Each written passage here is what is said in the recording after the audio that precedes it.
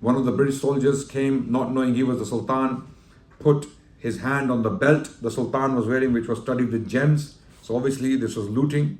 So the British soldier, when the Sultan was injured, lying on with other dead bodies, he was there. So the British soldier reached out for the belt, and when he tried to take the belt, the Sultan, with whatever strength he had in his body, he struck him with the sword again.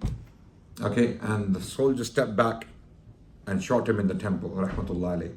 Tipu Sultan died on the battlefield, fighting for his right and for his people and for his religion, most importantly.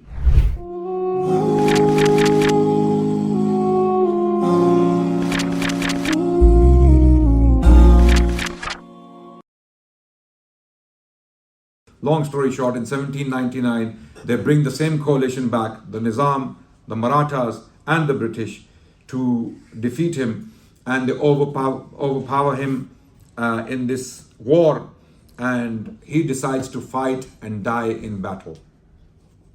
He decides to fight and die in battle.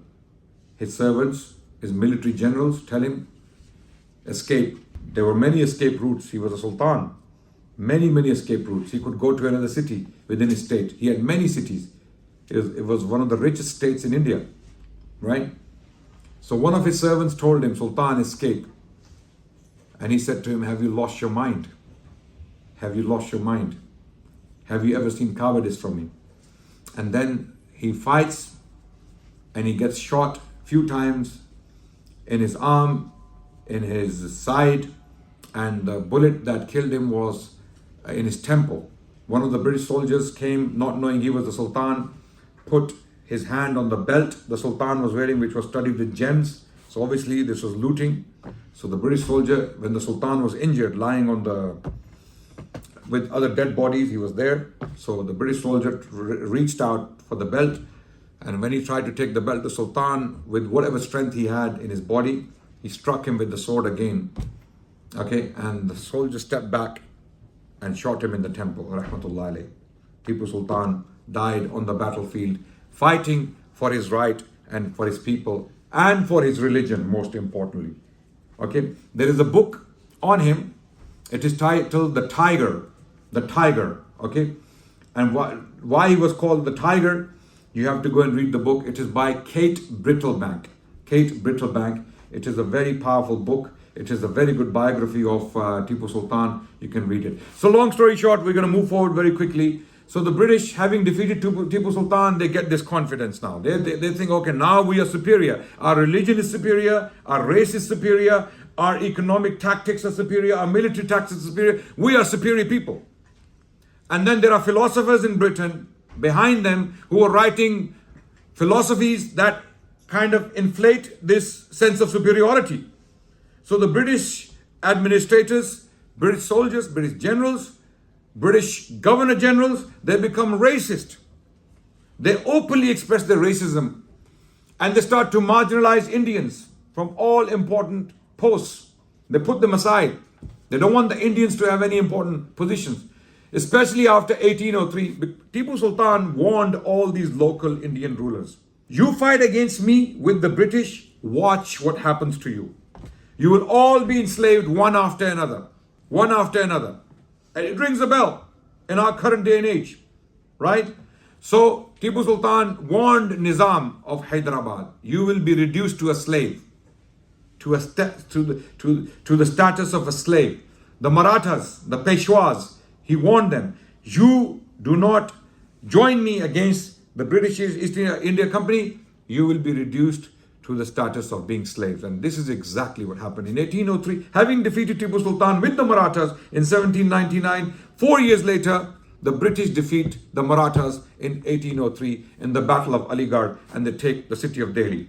In Delhi now, the last Mughal emperor, the last unfortunate Mughal emperor, not the last, the very last, the third last, you can say, Shah Alam II, who has already been on the throne for nearly more than 4 decades. So when the British take Delhi in 1803, the scholars of Islam are questioned now.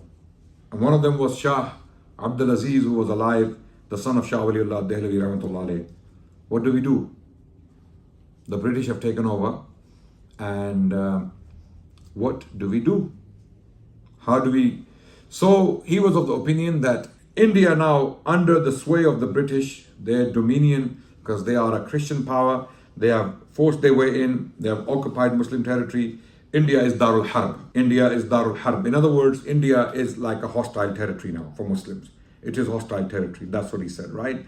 So even though he said there are freedoms, we are allowed, we are allowed our Eid, our Salah, other Islamic rituals are allowed, but we are under the dominion. This is a Muslim territory. So this is basically, because it's taken by a foreign occupying force, it is a hostile territory now, as far as we are concerned, right? So from 1803 to 1857, the next 50 years, almost 50 years, the British were becoming extremely oppressive, repeatedly against the Indians, the Hindus as well as the Muslims. Muslims more so, because they were more in fear of Muslims than the Hindus, because the British East India Company knew that they have taken power from the Muslims, not from the Hindus. So the Muslims will always try to do something against our rule, right? Long story short, in 1857, the volcano of feelings erupts. How? There is always that straw that breaks the camel's back, and the straw at this time was the British came up with this idea. And while all of this is taking place from 1803 to 1857, in between this time, the British bring in missionaries, Christian missionaries from Britain, from different British persuasions. They come in and they start to convert, or they try to convert, using the might of the government, because a lot of government officials working for the East India Company still up to this time, East India Company is ruling in name, okay? Even though a lot of the people who are ruling are directly linked to the British government in Britain, but still the name that's being used as the ruling entity in India is the East India Company, right? Okay, so the officers who are coming in, a lot of them are actually Christian missionaries, right? These people are being given high positions in the government.